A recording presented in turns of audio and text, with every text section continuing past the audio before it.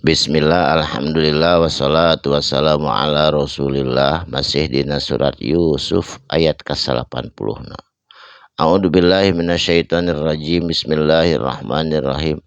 Qalu nyararios eta putra-putrana Yakub saatosna dongkap ka Mesir. Nyararios kumaha? Ainnaka sanyana ari anjeun teh saha? Sabab naha make nyaho tentang perkara Nabi Yusuf anu dina surat samemehna jahilun, maneh tegas jahil ka Yusuf ngalungkeun ka sumur. La anta yakin anjeun mah Yusuf cenah meureunnya. Jigana anjeun Yusuf sabab naha make apa pan eueun apaleun tentang anjeun dialungkeun ka sumur, tapi naha anjeun make apa? Qala ngajawab Nabi Yusuf, Ana Yusufu, ari kuring teh Yusuf, cenah ieu teh Yusuf. Oh cenah ieu teh Yusuf, atuh kitu mah mohon Yusuf abdi mah. Wa hadza bari nepakana tak-tak adina anu aya gigireunana akhi dulur kuring Bunyamin. Jadi maneh baheula ngahianati ka kuring teh, alhamdulillah Allah nu nyalametkeun. Sebab naon qad manna sanyana Allah tos maparinnugraha sareng rahmat sareng karuniana Allahu ti Gusti Allah alaina ka kuring duaan sehingga bisa panggih jeung dulur kuring nu saindung sabapa tegasna Bunyamin. Innahu ari itu kejadian nyaeta eta teh ditimpakeun ka saha bae mayyataki ka saha jalma anu takwa. Naon takwa teh? Intisalul awamir wajtinabun nawahi, ngagerjakeun nu diparentah nganyegah anu dilarang. Jadi ngajauhan anu dicegah. Wayasbir jeung kudu sabar dina ngalaksakeun ibadah. Kudu sabar nandangan ujian ti Allah sabab sadayana oge bakal aya hikmahna, kudu sabar. Fa innallaha sanyana ari Gusti Allah la yudi'u madaya. Allah mau ngahilangkeun, mau momorekeun, mau ngaleungitkeun ajral muhsinina ganjaran pikeun jama-jama muhsinin anu berbuat baik selalu.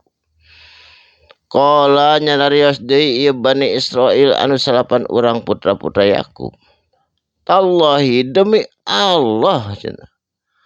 Laqad asaraka sanyana geus milih Allahu Gusti Allah.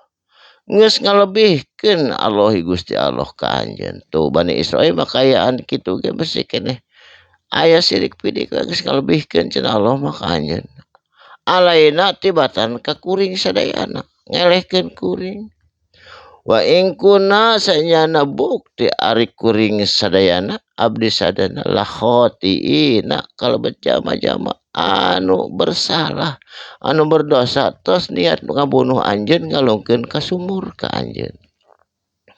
Qala Nabi Yusuf ngajawab deui, la atasriba teu aya cercaan, teu aya dendam, teu aya ejekan, kuring mah teu aya dendam ka anjeun, dihampura pisan. Alaikum ka anjeun kabeh. Teu aya dendam, teu aya marah, teu aya amarah. Ku kuring geus dihampura kabeh oge. Al yauma timmiti poe ieu tapi kaharep geus dihampura sok we tarobat ka Allah. Sabab lamun ku kuring mah tos dihampura kantun anjeun ka Gusti Allah tobat tina dosa-dosa anu geus diperbuat. Yaghfirullah tangtuna Allah bakal ngahampunten ngampuni Allahu Gusti Allah lakum ka anjeun lamun anjeun buru-buru tobat. Sabab naon wa huwa jeung ari itu Gusti Allah arhamur rahimin, Allah mah anu maha welas jeung anu maha asih. Seperti nami rumah sakit nu di Bandung welas asih.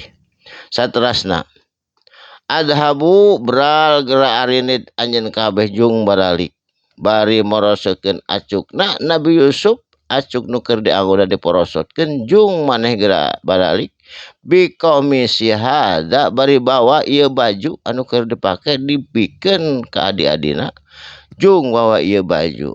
Faalku sok alungkeun engke lamun geus tepi ieu baju kuring anu geus diala ieu ala wajhihi ka mukana abi bapa kuring. Yati sanyana bakal datang ka anjeun kabeh bakal ngahalangkeun insyaallah ieu baju kuring basiron bakal ningali deui eta Nabi Yakub anu cenah geus lolong lila sabab loba teuing ceurik panonna tepi ka bodas. Waktu ni jeung sok geus kitu mah engke daratang ka dieu kabeh bi ahlikum ahli-ahli maneh bapa maneh kabeh ajmaina daratang ka kota Mesir sehingga sadayana Bani Israil waktu eta 12 sanana jadi 8 sareng 3 12 putra Yakub dongkap ka Mesir baranahan di kota Mesir tepi ka incu Nabi Yakub teh 70 genep urang ti harita beki baranahan di tepi ka seueurna bangsa Bani Israil didinya tepi ka 6.000 orang. Ketika geus 6.000 orang lebih tumbanglah kerajaan Heksos maka dialih kerajaan ku Firaun sehingga waktu itu Firaun nindas ka Bani Israil sehingga diselamatkan ku Nabi Musa ngalangkungan meulah lautan di Laut Merah di Baharul Ahmar salamat balik deui ka kota Palestina. Rupina dinten ieu dialap cekap deui ka dinya wae insyaallah dilajengkeun deui dina dinten enjing insyaallah. Barakallahu li wa lakum mugi sehat sadayana bari panjang yuswa. Shadaqallahul adzim. Wassalamualaikum warahmatullahi wabarakatuh.